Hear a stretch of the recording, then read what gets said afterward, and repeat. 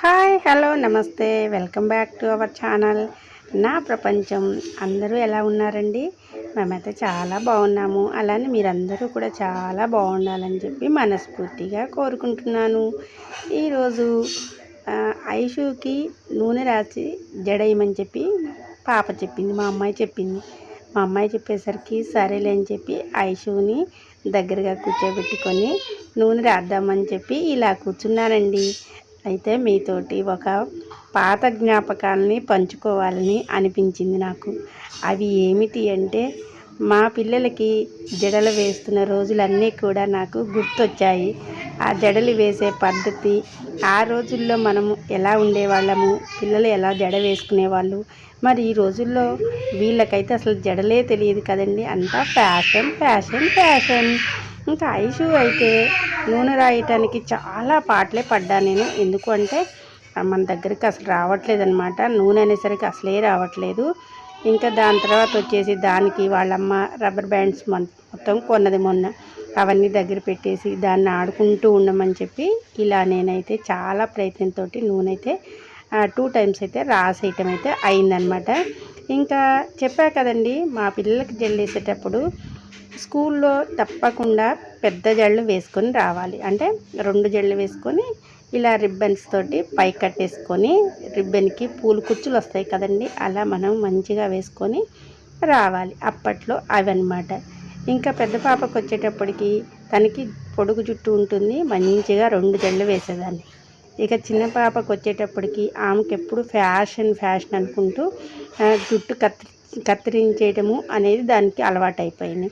అలా ఆమెకి జడలు తక్కువ, అంటే చిన్న జడలు ఎక్కువ వేయాల్సినంత అవసరం లేదు. ఇంకా పెద్ద పాపకి వేసేటప్పుడు మాత్రం మోడల్ పెట్టమనేది జడకి.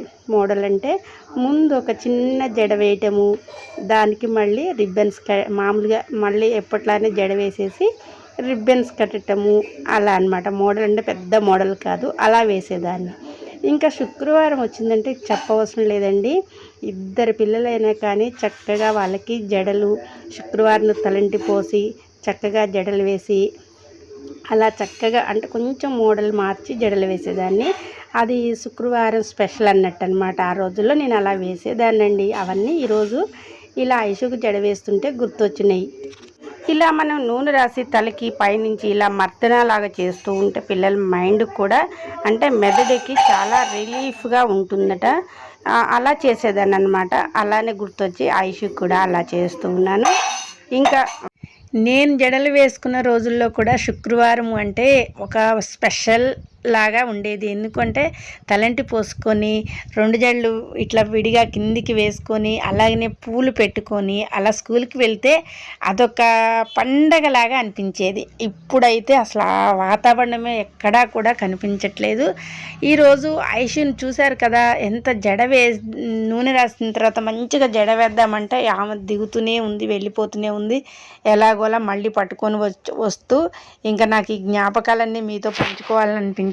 ఇంకా తర్వాత డ్రెస్సెస్కి వీళ్ళకి వెళ్ళినప్పుడైతే చిన్నప్పుడు మా పిల్లలు చిన్నప్పుడు డ్రెస్సులు తేవాలి అన్నప్పుడు ఇంకా ఏ అకేషన్ అయినా కానీ ముగ్గురికి తీసుకొచ్చేదాన్నండి. అది నాకు అలవాటు అనమాట. ఒకళ్ళ పుట్టినరోజు అయినా కానీ మిగతా 2 కూడా ఎప్పుడు కూడా డిస్టర్బ్ అవ్వద్దు అని చెప్పి ముగ్గురికి కూడా తెచ్చేదాన్ని. అలా బట్టలకి వెళ్ళినప్పుడు కూడా ఇక షాపులు స్టార్ట్ చేసి వాళ్ళ నాన్నగారేమో మీరు వెళ్ళండి తెచ్చుకోండి, తొందరగా రండి అనేవాళ్ళు. సర్లే అని చెప్పి ఇంట్లో అయితే చెప్పేవాళ్ళం. ఇంకా వెళ్ళిన తర్వాత నా తంటాలు అంతా ఇంత కాదండి.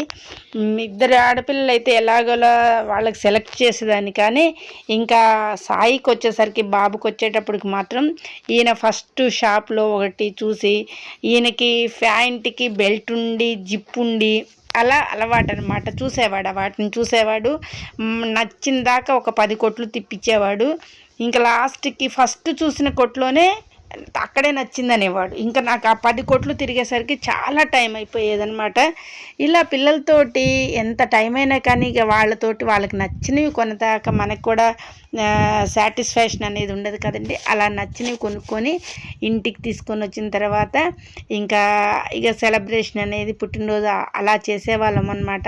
ఆ రోజులన్నీ కూడా పిల్లలతో బాగా అనమాట. అసలు చిన్నపిల్లలు అప్పుడు మనం పంచుకున్న అనుభవాలు చాలా ఉంటాయి వాళ్ళతోటి.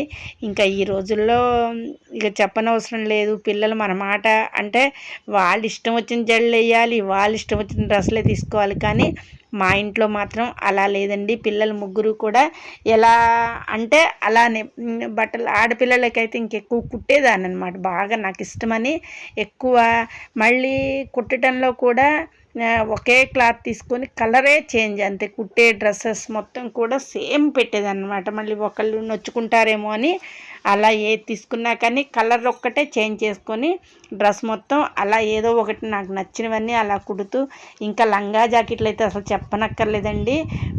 ఫుల్ లంగా జాకెట్లు అయితే మాత్రం పట్టు బాగా కుట్టేదాన్ని. ఎందుకు అంటే పట్టువి ఇంకా శుక్రవారం కానీ ఏదైనా పండగప్పుడు కానీ వేయటానికి బాగా ఉపయోగపడతాయని చెప్పి అట్లా కుట్టేదాన్ని. ఇంకా డ్రెస్సెస్ పంజాబ్ డ్రెస్సులు బాగా వీళ్ళ కోసం నేర్చుకున్న. గాగ్రా చోళీ అంటే అప్పట్లో బాగా వేసేవాళ్ళండి. అదొక బెస్ట్ డ్రెస్ అని చెప్పుకోవచ్చు అనుకుంటా. అట్లా అనమాట. అది కూడా నేర్చుకోవడానికని మిషన్ దగ్గరికి వెళ్ళి మరి మా పిల్లలకి ఆ డ్రెస్సులు కుట్టాలని చెప్పి నేర్చుకొని వచ్చాను. ఎందుకు అంటే నేను ఎప్పుడు కూడా డ్రెస్సులు అనేది వేసుకోలేదండి. లంగాలు అలా పరికిణీలు తర్వాత శారీసు అంతే అనమాట. నా జర్నీ అంతా అలా సాగింది. అందుకోసం మా పిల్లలకి డ్రెస్సెస్ కొనటము, కొత్తవి ఏదన్నా గౌన్లు కూడా వెరైటీ గౌన్లు వచ్చినాయి అంటే వీళ్ళకి కొనేదాన్ని. రెండు అనమాట. చెప్పా కదండి, ఏది కొన్నా కానీ అలా రెండు కొనేదాన్ని. కలర్ చేంజ్ చేసేదాన్ని. ఒకళ్ళకి కనకాంబరం కలర్ అయితే ఒకళ్ళకి పింకు, ఇలా వాళ్ళకంటే వాళ్ళ కలర్ని బట్టి అలా డ్రెస్సులు కూడా సెలెక్ట్ చేసేదాన్ని. అలా డ్రెస్సులు రెడీమేడ్ డ్రెస్సులు కొన్నవి కాకుండా అసలు నేను కుట్టినవే ఎక్కువ ఉంటాయి. అలా మోడల్ పెట్టి కుట్టడము. పంజాబ్ డ్రెస్సులు కూడా చాలా మోడల్ పెట్టి కుట్టేదాన్ని. అలా నాకు బాగా అలవాటండి. ఈ జ్ఞాపకం అంతా కూడా ఈరోజు ఈ ఐషుకు జడ అనేసరికి మొత్తం గుర్తొచ్చింది అనమాట. ఈ మొత్తం కూడా మీతో చెప్పుకోవాలని చెప్పి మీతోటైతే చెప్తూ ఉన్నాను. ఇంకా మీకు కూడా మీ ఇంట్లో కూడా ఇలానే చాలా పిల్లల విషయాల్లో జరుగుతూ ఉంటాయి. చాలా అనుభవాలు ఉంటాయి మనకు పిల్లలతోటి. ఆ అనుభవాలన్నీ కూడా నాతో తప్పకుండా షేర్ చేసుకోండి. అంటే మీకు ఏదైనా చెప్పాలనిపిస్తే కామెంట్ బాక్స్లో చెప్పండి. అలాగనే మా వీడియోస్ అన్నీ కూడా మీ దాకా చేరాలని చెప్పి మంచిగా మనస్ఫూర్తిగా నేనైతే కోరుకుంటున్నాను. ప్రతిదీ కూడా చాలా ఒకటి చెప్తుంటే పిల్లల విషయాలు అయితే ఎన్నో గుర్తొస్తున్నాయండి నాకు. ఆటపాటలు, పిల్లలు ఆడుకోవడము, ఇవన్నీ కూడా చాలా మెమరీస్ ఉంటాయి మనందరికీ కూడా. అవి మనసులో దాచుకోకుండా ఇలా బయట పెట్టేస్తే భలే అనిపిస్తుంది. మీరు కూడా చక్కగా వింటున్నప్పుడు ఇవన్నీ మీకు కూడా గుర్తొస్తాయి. అంటే మీ ఇంట్లో జరిగినవి కూడా మీకు గుర్తొస్తాయని చెప్పి నేను ఒక చిన్న ఆలోచనతో అయితే ఈ వీడియోని మీకు మీ దాకా రీచ్ అయ్యేటట్టు చేస్తున్నాను. ఇంకా ఐషు జడ వేసుకోకుండా కిందికి వచ్చింది చూడండి. ఇంకా కొబ్బరి నూనె తీస్తానడం, ఆ కొబ్బరి నూనె పారవేయడానికి ప్రయత్నాలు చాలా చేస్తుంది. ఇలా చిన్ని ఆలోచనలు, చిన్ని అల్లర్లు చాలా భలే ఉంటాయి. కథ ఆ రోజుల్లో అప్పుడు వీడియోలు అవి లేవు కాబట్టి నేనేమీ తీసుకోలేకపోయినాను. మా ఐషుని మాత్రం ప్రతిదీ కూడా వీడియో తీసుకుంటూనే ఉంటాను నేను. ఐషుని తీసుకుంటూ అన్నీ మా పిల్లల గురించి అన్నీ కూడా అలా చేశారు ఇలా చేశారని చెప్పి గుర్తు తెచ్చుకుంటాను. గుర్తు తెచ్చుకోవడమే కాకుండా మీ అందరికీ కూడా చెప్పాలి, మీ అందరితో కూడా పంచుకోవాలని చెప్పి చిన్న ఆలోచనతో అయితే ఇలా ఉంటానండి. ఇలాంటి జ్ఞాపకాలన్నీ కూడా భలే ఉంటాయండి.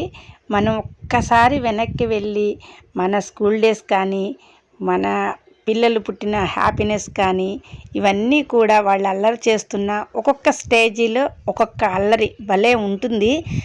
ఆ రోజుల్లో నాకైతే నిజంగా అండి మా పిల్లలు స్కూల్కి వెళ్ళే వీడియోస్ కానీ, అల్లరి చేసే వీడియోస్ కానీ, ఇంకెక్కడ మనం అకేషన్కి వెళ్ళిన వీడియోస్ కానీ, మరొక మాట అండి, ఇంకేదన్నా ఎక్కడికన్నా అకేషన్కి వెళ్ళినప్పుడైతే నిజంగా మీరు నమ్ముతారో నమ్మరో, పిల్లల ముగ్గురిని కూడా తీసుకుని వెళ్ళే అలవాటు నాకు బాగా అనమాట. వాళ్ళకి డ్రెస్సులు ఎలా కొంటానో పిల్లల్ని ఒక్కళ్ళని కూడా వదిలిపెట్టి వెళ్ళేదాన్ని కాదు.